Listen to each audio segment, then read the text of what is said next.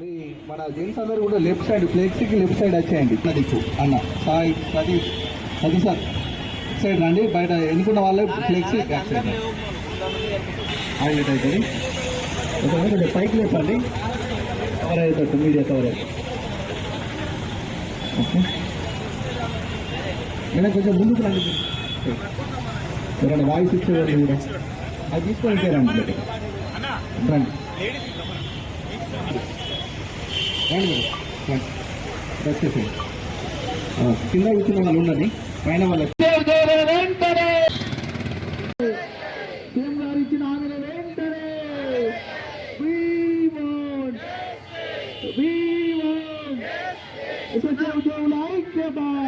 చెప్పినట్టుగా మరి minimum time scale అడిగారు, మ్యాక్సిమం టైం స్కేల్ అడగలేదు.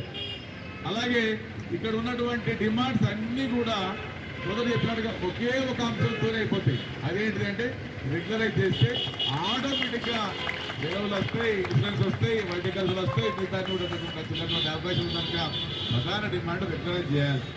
విద్యాశాఖలో రకరకాల ఉద్యోగులు ఉండదు.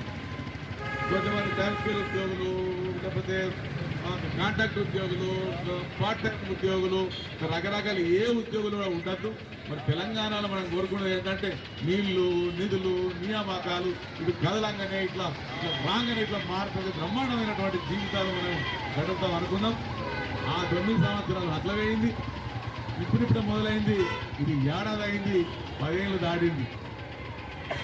దశాబ్ద కాలం అయినాక కూడా మనం మాట్లాడకపోతే మనం తెలంగాణలో కాదు. 10 సంవత్సరాలు దాటినాక మనం ఆడకపోతే, హక్కులు అడగకపోతే మనం తెలంగాణలో కాదు. ఇవల్ల ఎవరికి ఇవ్వరు, ఎవరికి ఇచ్చేటోళ్ళు ఎవరు లేరు, ఇక్కడ తీసుకుంటోళ్ళు ఎవరు లేరు.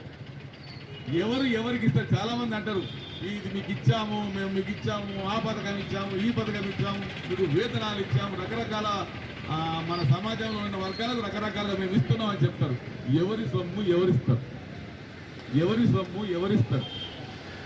ఇదంతా రాష్ట్ర ఖజానాకు సంబంధించినటువంటిది మన సొమ్ము. ప్రజాస్వామ్యంలో ఎవరైతే ప్రజాప్రతినిధులుగా ఉంటారో, ఎవరైతే ప్రభుత్వంలో ఉంటారో వాళ్ళందరూ కూడా ఉన్నటువంటి ఖజానాను కర్ర పట్టుకుని కర్రపెత్తనం చేసి రకరకాల వర్గాలకు రకరకాలుగా ఉన్నటువంటి ఆర్థిక సంపదను పంచాల్సినటువంటి బాధ్యత మాత్రమే వాళ్ళు అన్నటువంటి గుర్తుంచుకోవాలి. ఎప్పుడు కూడా ఎవరికి ఇవ్వరు. పంచేటటువంటి సంపద ప్రజలది, ఇచ్చేటటువంటి వాళ్ళు ప్రజాప్రతినిధులు, ప్రజల సంపద. ఇలా ఉన్నదంతా కూడా ప్రజలే కనుక ఇక్కడ ఇచ్చేటోళ్ళు ఎవరు లేరు, తీసుకునేటోళ్ళు ఎవరు లేరు కనుక అవసరాన్ని వాళ్ళ యొక్క స్థాయిని బట్టి మన యొక్క ఉద్యోగ వర్గాలకు ఈ యొక్క రాష్ట్ర సంపదను పద్ధతి ప్రకారంగా పంచాల్సినటువంటి బాధ్యత మాత్రమే పాలకులు అనేటువంటి విషయాన్ని స్పష్టం చేస్తూ, మేము సంఘంగా కానీ ఉద్యోగులుగా కానీ వ్యక్తిగతంగా కానీ మేము ఉద్యమకారు మొదటి నుంచి కూడా ఎవరు ఎక్కడ ఉద్యమం చేసిన మేము ముందుంటాం. చాలా సంఘాలు ఉంటాయి, భజన సంఘాలు ఉంటాయి, భోజన సంఘాలు.